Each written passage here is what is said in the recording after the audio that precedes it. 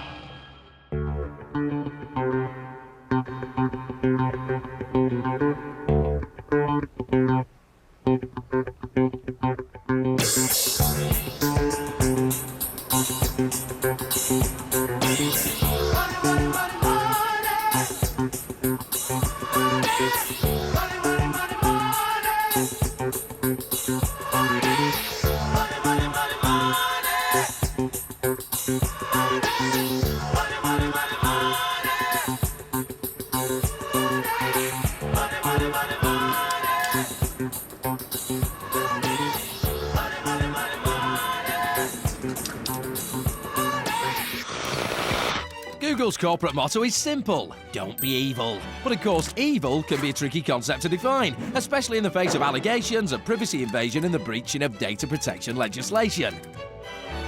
So whilst a man's home may be his castle, don't forget that Google Street View means that, like it or not, yours is probably online for everyone to see. Scanning. Hey, how you doing? From Google Home View. Just here to map the house. What's all that about, map the house? We're from Google Home View. We need to film all around your house. Do you know Street View? Why would you want to come in my house? Just so everyone online can see. No. Why would I want you in our house if people can see what's in it? It's the internet. I don't understand what the big deal is. We just want to photograph your house. Mate, you're not going to have my house on Google. Are you crazy? Well, can you give me your address? I'd rather not have my own map, thanks. Hey, man, you're a dinosaur. Just come to map every inch of your house. Okay. 10 minutes. That's fine.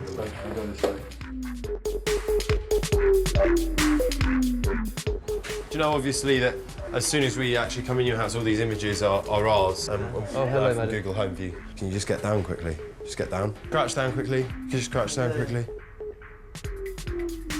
Why would you want people to check out your house online? You know, potential employer might want to see if you're a layabout on the sofa at, what time is it? 12 o'clock? Yeah. Oops. You might be worried about burglars looking at this or something like that. But don't worry about that. Yeah. There's a Rizzler on the table there. Is there? Christ, shit. that'll be in there. It's just quite ubiquitous. It's the internet, you see. Yeah. How are people going to look through your house online unless we photograph every last inch? Some literal Gestapo shit.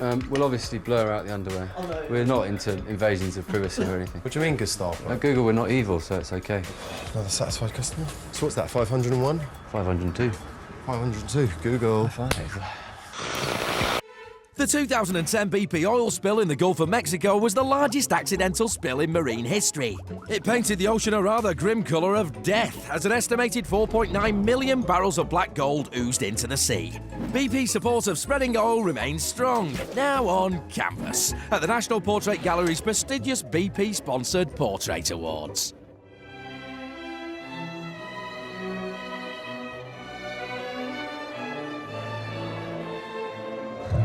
This event is the slickest of the season, and I know a lot of birds would absolutely die to be here. Obviously, BP just crashed onto the scene in 2010 and are known for creating dark, black voids where nothing can live. The whole event is really deep, you know, like underwater drilling. Coup de Golf, madam. It's a very nice vintage, 2010. We have plenty to give away. It is from the Gulf of Mexico. It's very nice. Yes. You know, I look at some of this work around me and I just feel black waves of emotion just crashing over me. Coup de Golf, sir? Are you sure? It goes excellent with fish and marine mammals. Coup de Golf, sir? It is very nice. Yeah. They have been sent here by BP to serve the Coup de Golf. They have so much to give away that... Do you want to do it outside then? I mean, art is very much like oil in a lot of ways. It's luxurious, it's expensive, and in the case of Damien Hirst, it kills animals. Coup de golf. Merci. Sorry, no liquids or anything. Oh, it is not really liquid. It is oil. It's Phil Hill for art. We're voting from the National Gallery. BP Portrait Awards 2012. It's been a splash. In 2010, the British public was treated to its first coalition government since the end of the Second World War. An unequal coming together of David Cameron's Conservative Party, who have pretty much most of the power, and that other party with Nick Clegg. It can be a historic and seismic shift in our political landscape. In this series, we follow two of the coalition's lesser-known MPs, Conservative James Twattington Burbidge and Liberal Democrat Barnaby Plankton, as we try to understand just how this relationship could possibly work.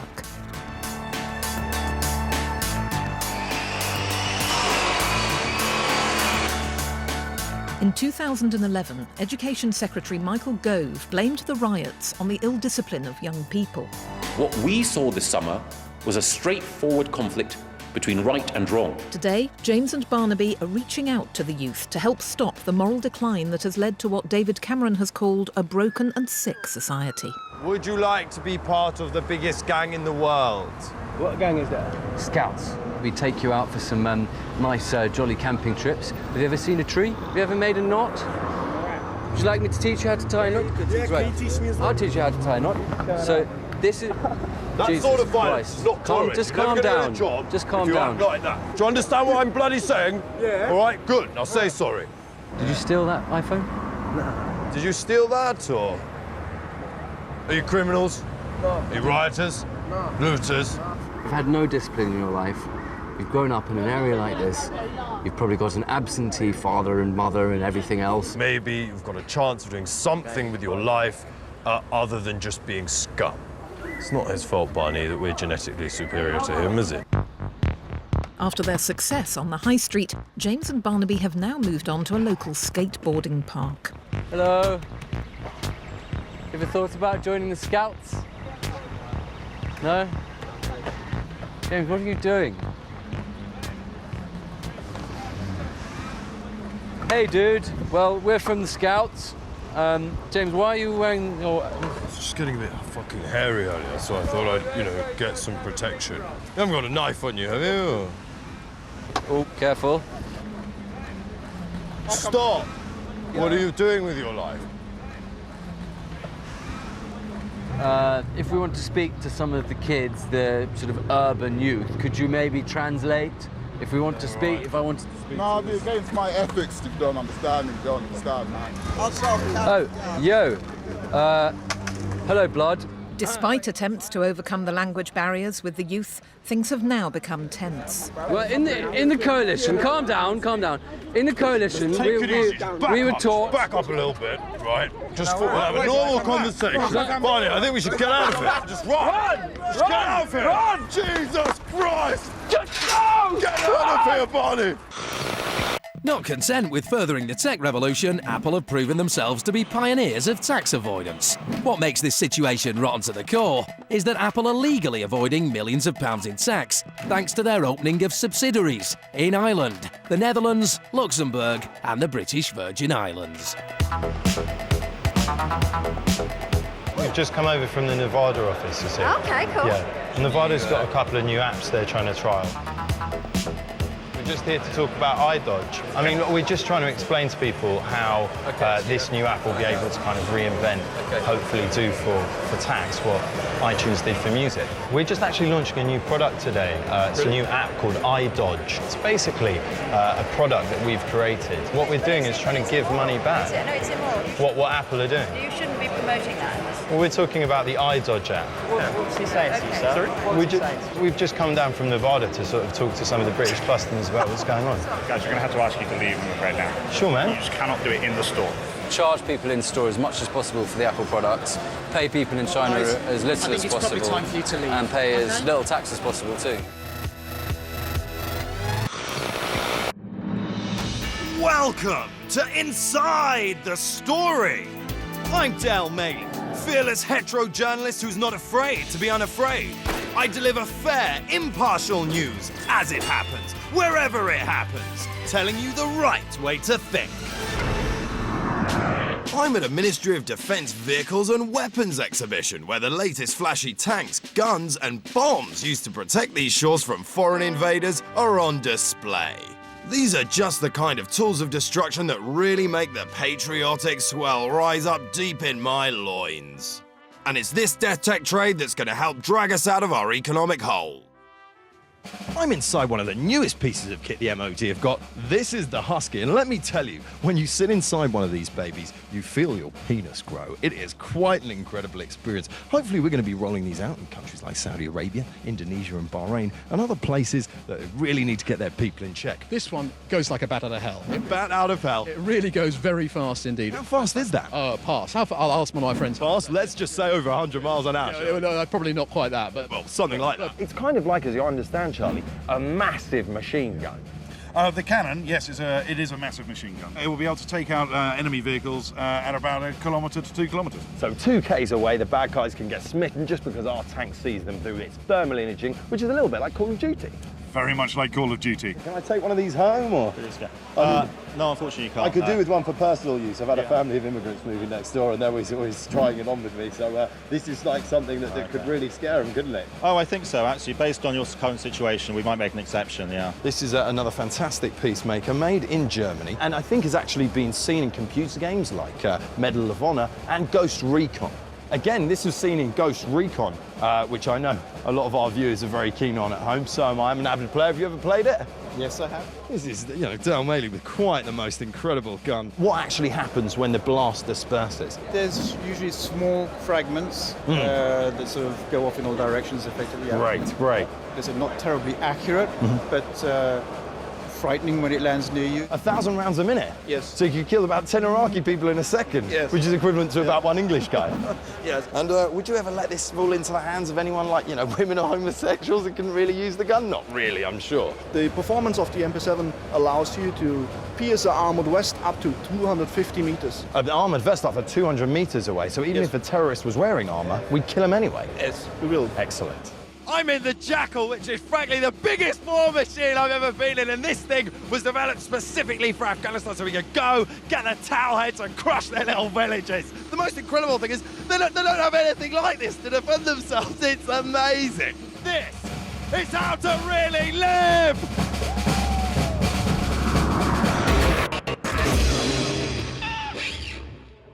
And I do hereby declare that George Galloway is duly elected. This, the most sensational result in British by-election history, bar none, represents the Bradford Spring.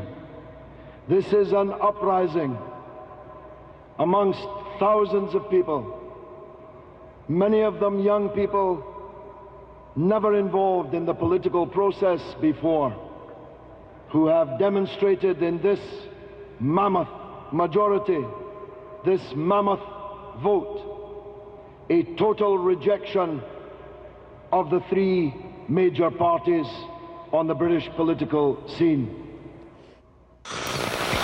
The Daily Mail is running a campaign to ban online pornography by campaigning for an automatic online block to protect children from adult websites. Simultaneously, their own website has become one of the most popular in the world, with a sidebar that thrives on pictures of semi-naked models and celebrities in bikinis and swimsuits. As this is totally at odds with the Daily Mail's more conservative newspaper, surely it's only a matter of time before they close down their own website.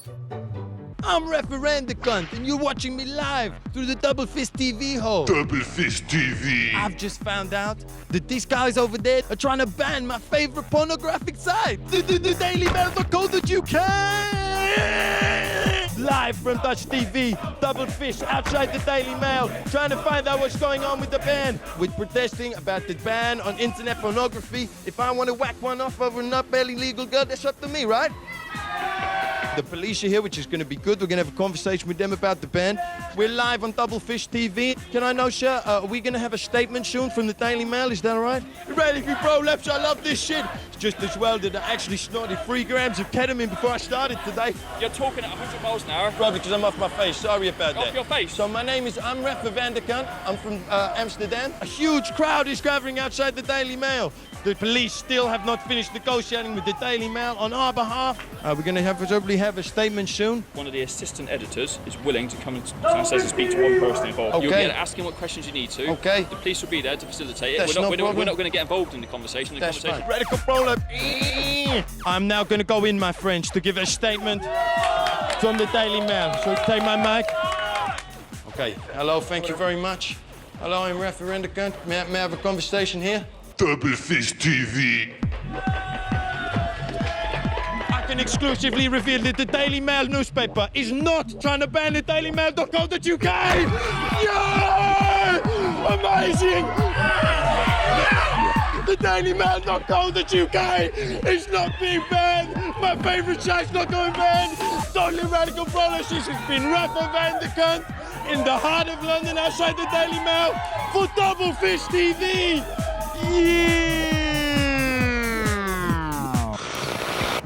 In a final effort to reach out to the ill-disciplined young people highlighted by Education Secretary Michael Gove, James and Barnaby are heading to a nightclub. Hello.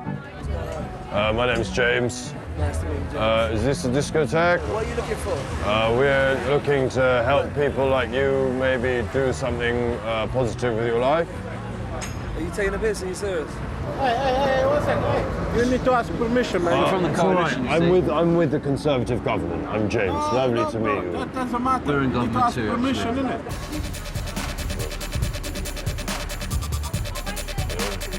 Just got some sticks and some rope. Take me higher. Would you like to join the Scouts?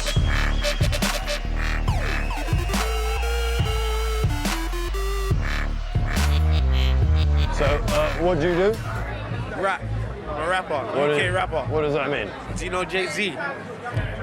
No. You get to go camping, drink cocoa till sometimes 11 o'clock. Yeah. Very fun. It's not a gay thing. Why you think they call me Armani? It ain't a figure of speech, I really hold it. So much cash in my hands, I can't fold it. I'll tell you a song. Go on, tell me a song. Burn the cash and slap the whore, smash the champagne on the floor. Bulla, bulla, bulla. Ooh, ooh, ooh. Bulla, bulla, bulla. Ooh, ooh, ooh. Yeah. Oh, bulla. Bullshit. I think that was very successful. Bunch of fucking criminals. Hello, Britain. My name is Werner Weber. Once upon a time, there were 2 little boys called Deutschland and Greece. They formed a club with some of their friends called the EU, and they all agreed they would put all their sweets into one jar and share them with each other. But Greece ate more sweets than anyone else and became fat and lazy and inefficient. So kind and noble and wise Deutschland gave Greece some more of its sweets and said, "Hey, you little pig, stop eating so many sweets and save some." I intend to get to the bottom of this Greek tragedy. Kaiser Merkel advised me to begin my investigation at the Greek embassy in London. Yeah, I have come from the German embassy with a message from Herr Merkel for the Greek ambassador, but I must deliver it to someone in person. I'm sorry, but there's no one here at the moment. And We're only open until 1 o'clock. you're only open till 1 o'clock? Yes. And why is that? Is that because you are just too lazy to open it all day? Please leave Yeah. the front of Yeah. the building. Stop. Here you can see a Greek cathedral, you see? Open Wednesdays to Mondays, lazy. Open from 11 a.m. to 2 p.m. Lazy. What is this? Greek restaurant. Oh, so you are working now, yeah? Yeah. Why are you dressed like a lazy woman? Why is it in places Greece, in Portugal, this idea of siesta. Siesta. Yeah. That means they sleep in the afternoon because of the Why, weather. are they depressed? Or? No. They go to sleep because the sun comes out early. So they go sleep in the afternoon and they go back to work again in the evening. So it's not because they want to kill themselves? No, it's not because they want to kill themselves. Because many people now write in newspapers that this is one of the reasons of inefficiency in Greece. No, it's a lot of rubbish. You would say that it's rubbish to them? Yes, I would say it's rubbish to them. It is upsetting for you? Yes. Would you like a polo? Yes, I love a polo, thank you. The German philosopher Nietzsche said, and if you gaze for long into an abyss, the abyss also gazes into you. These words perfectly describe the Eurozone crisis. Nietzsche was also German and vastly superior to the Greek Socrates, who was a paedophile. Thanks to all of you for coming here. I'm sure you'd rather be watching day 10 of the Olympics, but since there's been a fair amount of press speculation about the fate of the House of Lords Reform Bill, I thought I should set out what has happened and what will happen from now. As you know, an elected House of Lords was part of the coalition agreement, a fundamental part of the contract that keeps the coalition parties working together in the national interest. My party is held to that contract, even when it meant voting for things that we found difficult. The Liberal Democrats are proving ourselves to be a mature and competent party of government, and I am proud that we have met our obligations. Coalition works on mutual respect. It is a reciprocal arrangement, a two-way street. Clearly, I cannot permit a situation where Conservative rebels can pick and choose the parts of the contract they like, while Liberal Democrat MPs are bound to the entire agreement. Steel-tycoon Lakhmi Mittal is the 21st richest man in the world and the richest man in Britain, with a fortune of over $20 billion. Mittal splashes his cash on limousines, mansions, private jets and yachts. One thing he isn't so keen on, however, is shelling out on tax. Thanks to his status as a non-domicile in the UK, Mittal has enjoyed tax-free payouts in the hundreds of millions. So we're outside the house of Lakhmi Mittal, steel tycoon, non-dom, doesn't pay any tax here. We're going to ring on his door to see if he'll let us put a blue plaque on his house. OK, well, I'll put the plaque here for now. Lakhmi Mittal, Britain's wealthiest man, lives here, but not for tax purposes.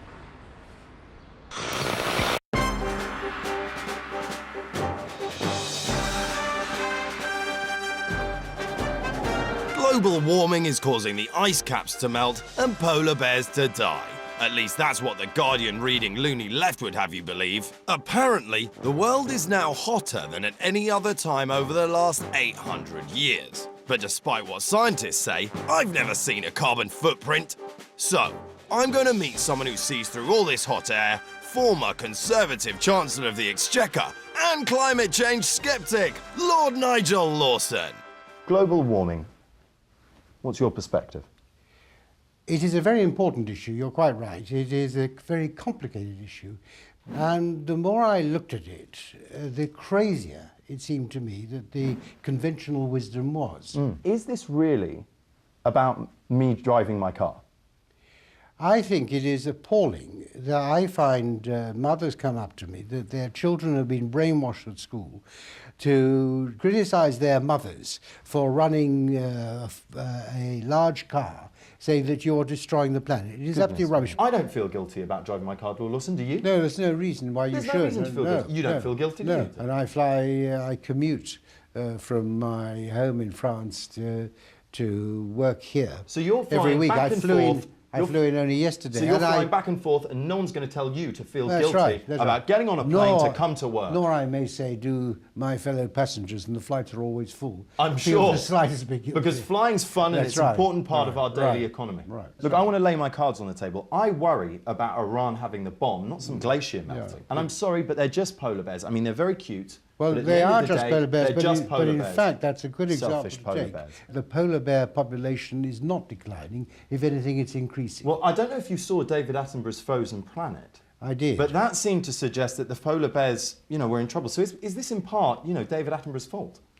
Well, I think David Attenborough, who's a very experienced broadcaster and a very competent broadcaster... Hysterical left-winger. He certainly was wrong about polar bears. He is quite knowledgeable about natural history. But not so knowledgeable about what's really going on in the real world. Not about global warming or climate change at all. He really has no expertise on He doesn't. He has no idea what he's talking about. No. I mean, you can look at polar bears all day, but that's not science, is it? That's just looking at polar bears. Well, there you go. Having spent time with the ill-disciplined youth, James and Barnaby are now going to show their support for Education Secretary Michael Gove, who has called for a return to absolute authority in the classroom. Hello, Michael. Just want to say bloody good job. Oh, thank you. Fantastic work. Oh, we just thank you. thought maybe you could bring back the cane and go back to the good old days, eh? How about that? I don't think that would be entirely I think it would be fantastic, Michael. Why don't you just have a go with the cane? Hello, hi, Fraser. Hi. Or the abacus. This is what they used to call a computer in the good old days. Why don't you Sorry, take... I love your ties, by the way. Oh, really? Well, I stole them on yours. Would you like the cane, Michael? Big fan, even though... 6 of the best always works. Big fan. I'm grateful. Grateful? For sweet words. Well, I'm grateful for yours. Thank you, Michael. Have a great time. James, so, do you really think that education would be better if they used these instead of computers? No, but I think it'd be jolly better if you just gave them. Oh, dear. Oh, dear me. Well, that wasn't quite what I meant to do. This wouldn't hold up against a tough bottom. No, I don't think so. No, I don't think so at all.